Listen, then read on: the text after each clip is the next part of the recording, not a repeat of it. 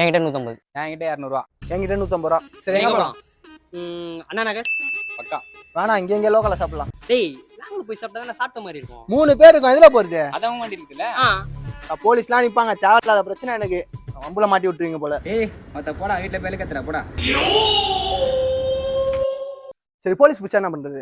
டேய் மாசம் ஃபர்ஸ்ட்ல கடைசியில தானே போலீஸ்லாம் பிடிப்பான், நடுவுலாம் பிடிக்கவே மாட்டான்.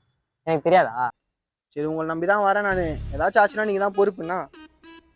ஹலோ, ஆமா எனக்கு இப்போ சாப்பாடு வேணாண்ணே. ஃப்ரெண்ட்ஸோட வெளியே சாப்பிட போறேண்ணே. சரி ஓகே ஓகே. சரி சரி வாங்க போலாம்.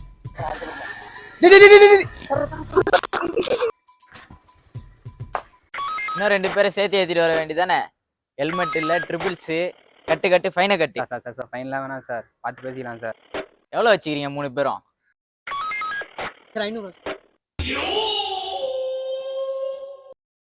ஏட்டையா? ஆ